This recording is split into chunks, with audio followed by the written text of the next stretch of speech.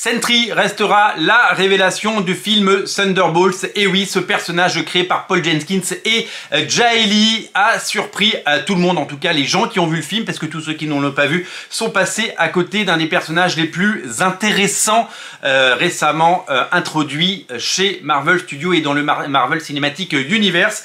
Ce personnage créé par Paul Jenkins et Jae-Lee, comme je vous l'ai dit, dans les pages de Sentry, un comics absolument formidable dont je vous ai déjà parlé. Il y avait cette édition en Deluxe sortie chez Panini il y a quelques années avec l'ancien habillage des Deluxe. Il n'y avait pas le rouge ici. Voilà, on est vraiment sur un Deluxe canal historique.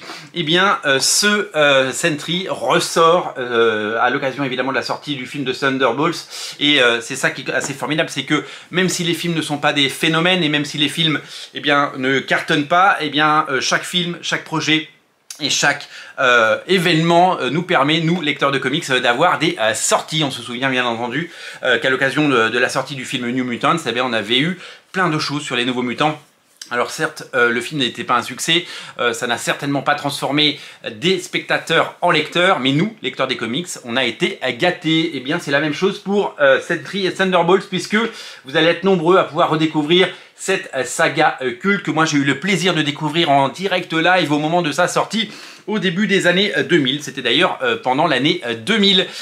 Nous avons découvert ce titre du label Marvel Knight de Joe Quesada, l'équipe qui avait travaillé sur les Inhumains, les Inhumans, Paul Jenkins et Jae-Lee, a créé The Sentry. Alors à l'époque on a eu droit à un vrai coup de com' de la part de Marvel, puisqu'ils ont annoncé et montré des pages, des vieilles pages de Sentry, disant que ce personnage existait depuis les années 60, qu'il avait été créé par Stan Lee et Jack Kirby, et qu'il avait été oublié au fond d'un tiroir, que c'était eh bien, un personnage qui avait été le grand oublié de l'histoire de Marvel. Donc ces pages avaient été publiées sur tous les forums et sur tous les sites d'actu aux États-Unis à l'époque, et on s'était dit ah ben c'est cool, un personnage créé par Stan Lee. On avait même interviewé Stan Lee qui dit oui, j'ai certainement créé ce personnage, je m'en souviens plus trop bien.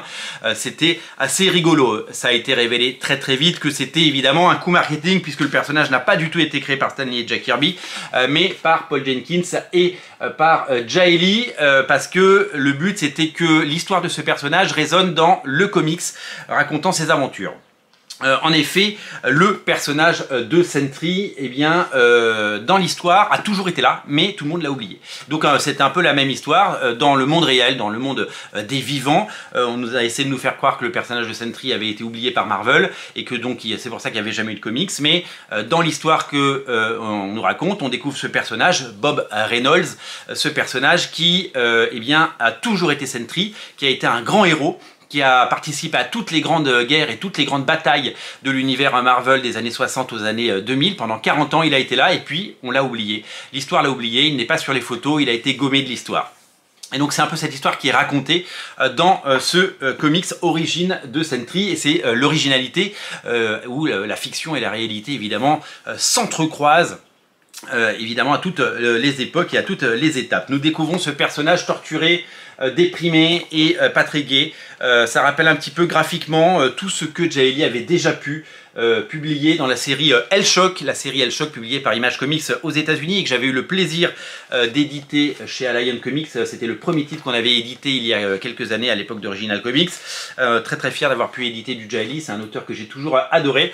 Et donc le monde dans ce comics va redécouvrir le Sentry et Bob Reynolds, et donc c'est eh bien les personnages vont le croiser et ça va leur dire quelque chose, mais il a existé mais tout le monde l'a oublié.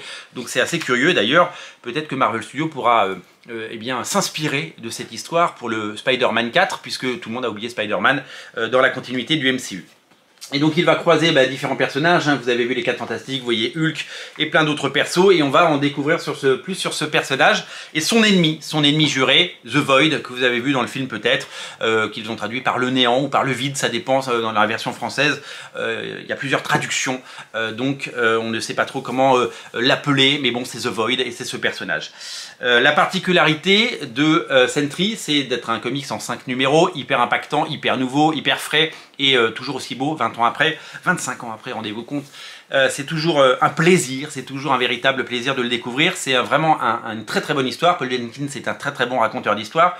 Et donc, ce qui plaît et ce qui séduit et ce qui fait que ce personnage a marqué l'esprit, c'est que eh bien, ce personnage, au-delà d'être oublié, eh bien, il n'est pas très bien dans sa peau. Il est un peu déprimé, il est un peu bipolaire. Il y a plein de termes techniques évidemment que je ne connais pas parce que je ne suis pas médecin, mais il a une sorte de double personnalité et on va très très vite se rendre compte que son destin est lié à celui de The Void, et donc c'est un petit peu ce qu'on retrouve évidemment dans le film si vous l'avez vu. Vraiment, ils ont vraiment puisé. Ils ont vraiment puisé dans l'ADN du comics pour en faire un personnage de cinéma. Le costume est accurate et le personnage l'est tout autant, ce qui est vraiment formidable. Je sais que j'ai la chance de connaître Paul Jenkins et d'avoir discuté. Il a été consultant sur le film. Et il a été évidemment bien traité par Marvel Studios, donc c'est plutôt bien à souligner et à dire. Ce qu'il faut savoir, c'est que Paul Jenkins, à chaque fois qu'il se déplace en convention depuis 25 ans, les gens viennent le voir et lui dire merci parce que vous avez mis au grand jour des problèmes de santé mentale dont on parle jamais dans les comics, et ce comics m'a beaucoup aidé à comprendre, à exister, à mettre des mots sur des choses qui n'étaient pas forcément à la base évidentes. Et donc du coup, pendant très longtemps, eh bien Paul Jenkins a reçu les louanges de fans, et donc c'est vraiment un personnage qui a marqué l'esprit de beaucoup de lecteurs et qui a fait du bien à des gens, donc il faut le noter, et j'espère que le film aura pu mettre également en lumière un petit peu ces mots-là et toutes ces choses-là, voilà, tout simplement. Dans ce tome, on retrouve exactement le même contenu que dans le Deluxe publié précédemment. Donc ça, c'est en must-have, ça coûte 20 balles, vous le trouverez absolument partout, je vous invite à le lire. C'est vraiment un comics qui a très bien vieilli, et c'est vraiment un comics culte. Il n'y a pas un milliard de comics sur Sentry. Si vous devez en lire qu'un, prenez celui-là, parce qu'il est vraiment, vraiment super chouette.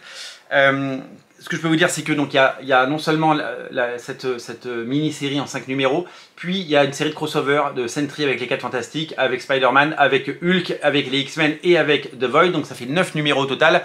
9 numéros pour eh bien, raconter une histoire complète. Et là, vous avez vraiment une histoire complète.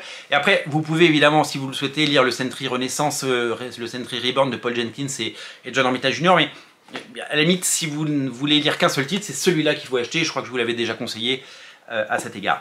Vraiment, lisez-le, régalez-vous, et c'est vraiment une chance de pouvoir le redécouvrir 20 ans après, et une chance que ce film Thunderbolts, malgré son petit score au box-office, ait pu mettre en lumière ce personnage, cette création, et remettre en avant ce comics, parce que c'est vraiment, vraiment un très bon titre. Voilà, je vous invite vraiment à découvrir ce titre chez votre libraire, et j'espère vous avoir donné envie de le lire. C'est à découvrir d'urgence, c'est sorti, ça vient de sortir.